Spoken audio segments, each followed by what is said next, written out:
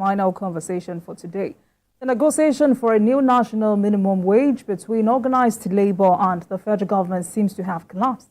As such, the Nigerian Labour Congress, NLC, and the Trade Union Congress of Nigeria, TUC, have declared a nationwide strike slated to begin from Monday, the 3rd of June. The labor leaders are angry over the inability of the tripartite committee to reach an agreement with the government on their demands. This is coming on the heels of the expiration of the ultimatum issued to the government for conclusion of all negotiations before the end of May. Another strike. Thank you. It's not that an agreement was not reached. Okay. The issue is NLC does not want to take the money. It's as simple as that. You know, it's as simple as that. The organized private sector said, okay, 60 million, let's pay 60,000.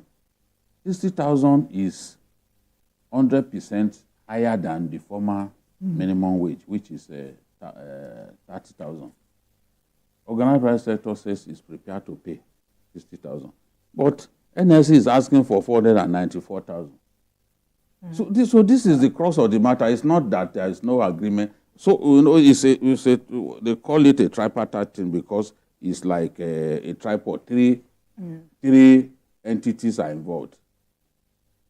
I can say that out of the three entities, 2 entities are in agreement.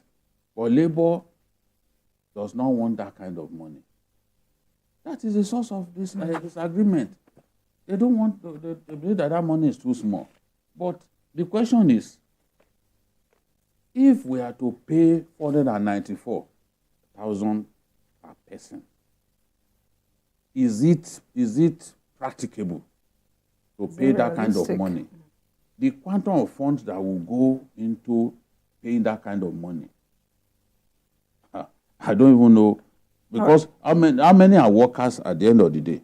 Out of 200 million people, workers are maybe just about 5% of the population. All right, gentlemen, let's hear from Peter Esele. Joining us via Zoom for more discussion on this is a labor consultant and former president of the Trade Union Congress of Nigeria, TUC, Peter Esele. Good afternoon to you, sir. Thanks for joining us on Journalist Hangout on Sunday. So what impact do you think this looming strike over minimum wage will have on the negotiation? Let me ask you, comrade, do you honestly think that we can pay 494,000? You know, just talking as per this now, can we as a country pay 494,000? Or this is just meant to push us to a level that the labor can say, okay, fair enough. Can we pay 494? Why are you trying to put me in a box? Because first, good afternoon. Thank you for having me. Good afternoon. Yeah. First thing first, the program host, he said there was no agreement. Yes, there is no agreement. And it's not like two agreed, one disagreed. The tripartite is that once there's an agreement, the tripartite will sign for it. Once there is no signature to what is discussed, then there is no agreement. That's one. Then number 2 is whether it is 1 million naira a month that Labour is requesting for, or whether it's 10,000 naira a month that the federal government and organized private sector can pay, it's on negotiation. So the fact is, both parties still need to talk and negotiate and see what I would say that is mutually beneficial. You know, sometimes I hear people talk about win-win, and I always tell people that there is nothing like win-win. Anywhere there's a winner, there's a loser. So, but what I expect organized private sector, federal government, and organized labor to do is to ask what is in our mutual interest. What is in the mutual interest of the federal government, what is the mutual interest of the organized private sector and the Nigerian workers. And then what can you, it is one thing to get so much money, it's another thing to see if that money can take you home. One of the major reasons we've been having this issue around minimum wage is the failure of governance, not just about this current administration. But over the time, our attention has always been on the attention of workers came to cash, cash, cash, cash. The reason why workers are not talking about what you give me to put in my pocket is because there's a failure of governance. If we go back, even from President Jonathan, from President Obasanjo, you find that nobody pays attention to transportation. If you pay somebody 300,000 naira today, I can assure you that 70% of that money will go in for transportation. And they were not talking about the healthcare. We're not talking about education. So if government is talking about how do we make sure that life is easier for the ordinary Nigerian, it's for you, first of all, take care of the transportation. You see, all over the world, transportation is heavily subsidized. There was a time I found myself in Norway, they pay as high as 50% of their earnings as tax. But the transportation subsidy is there to make sure that you don't need to bother yourself about transportation. You don't need to bother yourself about healthcare. You don't need to bother yourself about education. Once all these three parameters are taken care of, it becomes easier for you to say, this is how many percent I want to increase your salary by. What your guest just said from the studio, and I heard, and he said 100%. You see, when you go by percentage, that is a quantum sum. But when you go in terms of what that percentage is going to do for the ordinary man, you're going to find out that it won't take him anywhere. If I need to roll out the cost of treating a child now for malaria, before, when with the HMOs, you come to about 3,500 naira. That was what it will cost you. But I'll tell you now, it's going to cost you 3 times that amount for you to just treat one. And then that takes you to somebody who has a high blood pressure, those who are suffering from diabetics. A lot of challenges are along the way. But what we need to ask ourselves is, if you don't give the cash, what other aspect of the life of the ordinary Nigerians is government ready to take care of? Because the reason why we have government is because to make our life easier. It's not to burden us. And I keep emphasizing that the Nigerian people can do without government, but government cannot do without the people. Because it is who the people confers power on that becomes their president, their governor, their local government chairman. So the goal here is, how do we make life easier for the ordinary Nigerian? That is where I expect federal government, state government, organized private sector, and labor to start their thinking from. So, but now Labour has decided to go on strike, which means these talks have been put on hold. What do we then do? How do we get out of this logjam? Because you have recommended more talks for us to arrive at a kind of equilibrium, but they've gone on strike. Yes, from my experience, they said strike starts on Monday. From my experience, they can, or I've also watched the way strikes have been in the last, from Buhari's time to this time, the way strike has been. And it's also possible that by 12 noon on Monday, they say strike is off. It's also possible that by evening of Monday, strike is off. Because most times, a lot of these conversations are conversations that are done informally. From my own experience, these are not conversations that you come to the public. It's a last resort. So, and the gap between the federal, state, and organized private sector and labor is so huge that sometimes I'm wondering how they are going to merge those gaps. I'll give an example of when 18,000 naira minimum wage. I was in the forefront for that, and what we did then was, okay, we have to collate data. We had data. We had the informal sector involved. We had the organized private sector involved, and everybody had to compare data. And from comparing data, our initial, we're asking for 57,000 naira. And it was I think about 7,500. From various data from the informal sector especially, came up with their data, and we all looked at it. And then we found out that, okay, how much can be paid to keep our members on the job? So we all now zero in on 18,000 naira minimum wage. And this is 2024. As at the time I was leaving, I would say about 60% of the states were complying. And now we are now paying 30,000 naira. With 30,000 naira, you are having also less than 70% of the states complying. So those are the things that can also be factored in. But at the end, I'm not too disturbed about strike or no strike. But what I'm worried about is that there are no, from my own, I get to know what's going on. There are no serious informal discussion going on, and that is a very big worry. Why is that the case? Is it? Yes, because the gaps is huge. You know, when somebody is asking for 491, now you are offering 60,000. You know, initially started with labor was 600 and something, and then some government was offering 48,000.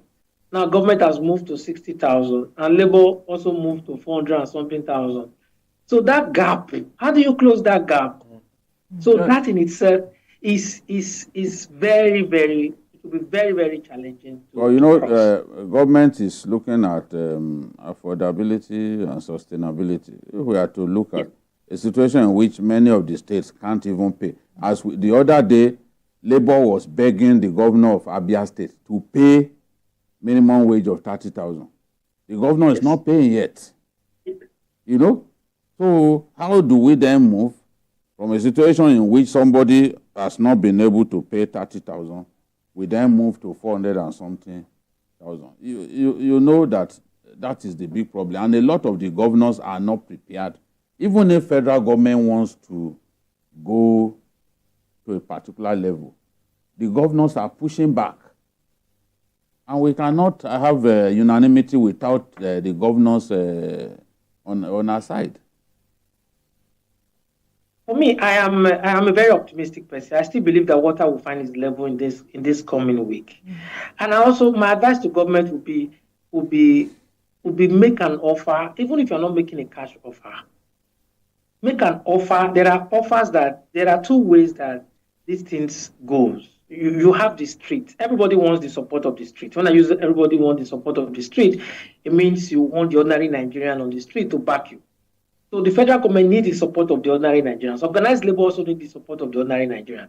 It's what offers are you making? If you say you are paying 60,000 naira, I can tell you that I'm paying my driver. Let me just give an example. I will tell you I'm paying my driver 50,000 naira. Let me give you that as an example. And my driver gets cash of 50,000 naira at the end of the month. But my driver enjoys 2 meals a day. So 2 meals a day for my driver. And let's say with the way the economy is now, each day a meal costs about 1,000. So he gets 2,000 naira meal a day. And you multiply that by 6 days. He gets 12,000 naira a week. That's 12,000 feed meal. He gets 12,000, that's 48,000. 48,000 times 4 weeks comes to, you add that to about 60,000 naira that is his salary. So the driver earns 108,000. Then on top of that, he gets free accommodation. So he gets free accommodation. The free accommodation that he gets, he stays there for about 5 days. And you look at how much will it have paid for his accommodation at the end of the month. So let's look at it that he pays another 30,000 or 25,000 naira for accommodation. So at the end of the day, the driver is going on with about 130,000. But the real cash that goes into his pocket is about 60,000 naira. So you see the extras that sweeten the process. So those are the areas, and those are the things that stimulate the economy. What definitive suggestions can you make? My definite suggestion is that government should also look at the other sweeteners. That's what I'll call them. The other sweeteners is that how do I do the heavy lifting? You meet with labor leaders and say, okay, you want 400 and something thousand. Why do you want 400 and something thousand? What is the basis for the 400 and something thousand? Is it healthcare? Okay, which area of healthcare do you want us to take care of? Is it transportation? Now, let's take, for example, Lagos. A lot of people don't know the help this light rail is doing for commuters.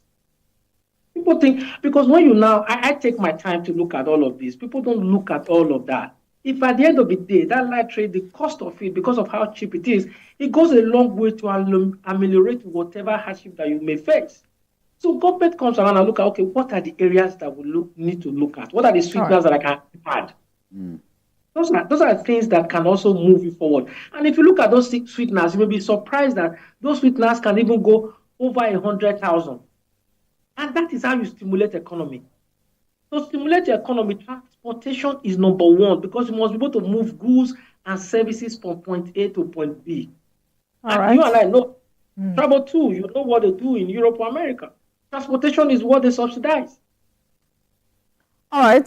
Thank you so much, Mr. Peter Esele, labor consultant and former president of the Trade Union Congress of Nigeria. Thank you so much for joining us this afternoon. We sincerely appreciate your perspective. Thank you so much. Thank you for having me. Thank you. Thank you. So, gentlemen, you have 1 minute to wrap up. Let me have your final conclusion of this. You made some very valid points. If we do not deal with this high transport costs, especially, that is what is killing most people. Moving from one point to another is very, very expensive, especially for the everyday worker. So what do we do? Perhaps government needs to roll out more of the CNG buses, which I've been told translates to 200 naira per liter. So naturally, it won't cost so much to move people around in those CNG buses. But again, we don't know what Labour will come up with, but nobody can pay 494,000. Yes, I do. 30 seconds. I think there's no doubt that there's need for workers' salaries to go up. If you look at cost of even essentials like tomatoes and all that, it's killing. However, looking at the reality on the ground, what the state governments get as allocation from federal government, even the IGR, can we afford 400,000? I did my own analysis of some selected states. There's no time to go over now. And I realized that if federal government pays 250,000 naira, it will be 3 times what the state gets from federal government. So how would they afford? For instance, a Benue gets 9.7 billion in February. If you pay 300,000, it will amount to 3 times, what. So how would they afford? That's what makes it unpracticable. So that's what I agree with what the comrade is saying. Convince us with figures. How can we pay? People are talking about government expenditure, but that one will take time to deal with. They are buying cars, cost of government. But now we are talking about the other thing is that going on strike tomorrow, the impact on students that are taking WAEC, because it's a West African thing that Nigeria cannot just change those dates anyhow. So I don't know how we look at that. All right. We hope organized labor and governments reach a consensus and ultimately make Nigerian workers happy. Thank you so much, gentlemen. Babajide Kolade Otitoju and Adewale Adeoye. Thank you so much for your insights in the program. And thank you very much for watching. That's all on Journalist Hangout on Sunday. Join us tomorrow for the regular episode of the program at 5 p.m. You can watch the repeat broadcast of this episode tonight at 11:30. We are on YouTube at youtube.com/TVC News Nigeria. I am Olajumoke Olatunji. Bye for now, and God bless Nigeria.